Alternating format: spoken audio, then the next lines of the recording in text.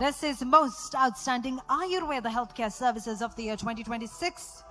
And the award goes to Ruayu Ayurveda Channeling Center. Congratulations to Ruayu Ayurveda Channeling Center, most outstanding Ayurveda healthcare services of the year 2026. හොඳ අද දවසේ Asia miracle awards 2026 අපි මේ වෙලාවේ Taj සමුද්‍රා hotel පරිශ්‍රයට ඇවිල්ලා ඉන්න වෙලාවේ අපි කවුරුත් දන්න අපේ ආදරණීය ડોක්ටර් තාරිකා ඒ වගේම ඇගේ ආදරණීය සාහිත්‍ය පුරුෂයා දෙන්නම ඉන්නවා රුවායු සන්නාමයට මෙවරක් තියෙනවා සම්මානයක් most outstanding Ayurveda healthcare service of the year 2026 මේ කීවෙනි ඒෂියා මිරකල් සම්මානයද ඒෂියා මිරකල් පළවෙනි සම්මානය. එතකොට විමෙන් ලෙජන්ඩ් සම්බෙලා තියෙනවා ડોක්ටර්ට සහ පිපිනකල් අවෝඩ් සම්බෙලා. පිනකල් සහ විමෙන් ලෙජන්ඩ් තමයි මුලින්ම මට හම්බුනේ. එතනින් තමයි මම හිතන්නේ ආරම්භය සනිටුහන් වෙන්නේ. මගේ වෘත්තිය රඳාපවතින්නේ ගොඩක් වෙලාවට පේෂන්ස් නිසා, රෝගීන් නිසා.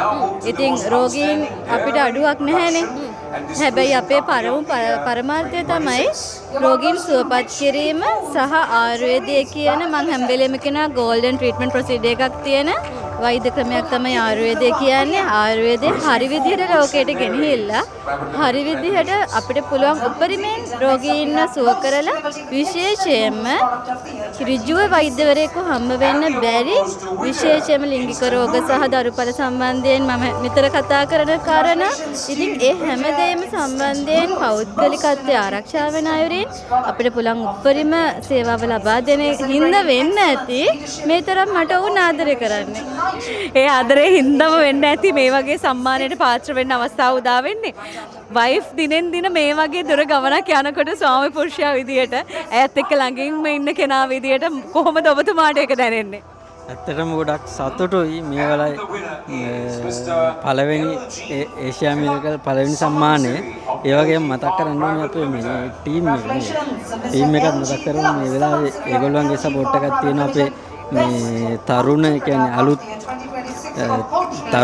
තරුණ කාර්ය මණ්ඩලයක් ඉන්නේ. ඒගොල්ලත් එක්ක යන මේ හරි සපෝටිව් මේ ඇත්තටම මේ කියන්නේ වයිෆ් ගැන කිව්වොත් ඇත්තටම මේ දෙන සර්විස් එක ඒකත් එක තමයි මං හිතන්නේ මෙතන මේ රහස. ඔව්.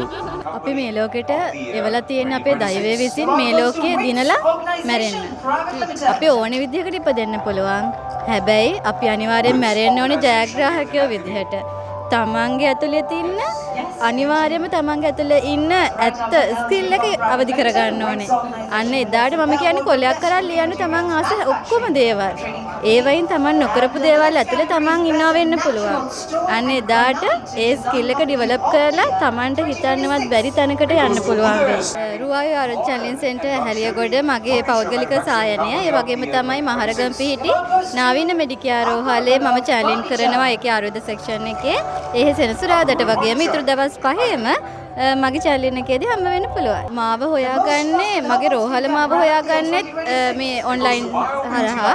ඒ වගේම මිස්ටර් මාධව මාව හොයාගන්නෙත් ඒ විදිහට. ඔහු මං ඉන්න තැනට ඇවිල්ලා මේ වගේ පුංචි වයසකින් මේ තරම් ලෝකේ දිනව කෙනෙක් නිසයි මං ඔබතුමියට මේ හැමදේම මම බලන්න එන්නේ. මට හරි පුදුම හිතුණා. කිව්වා එතුමා හරිම නිහතමානී හරිම හොඳ කෙනෙක්. ඒ වගේ කෙනෙක්ගෙන් ඒ වගේ ආයතනයකින් මට මේ වගේ රෙකග්නිෂන් එකක් හම්බ වුණේ නැහැ. ගැන මං අනිවාර්යයෙන්ම හරිම නිහතමානී ආඩම්බරයක් වෙනවා වගේම ඔය සියලුම මැනේජ්මන්ට් එකට මගේ හදපිරි ස්තුතිය පුද කරනවා. මම වගේ පුංචි මිනිස්සෙක්ට මේ වගේ ලබා දුන්න ස්ථානය පිළිබඳව.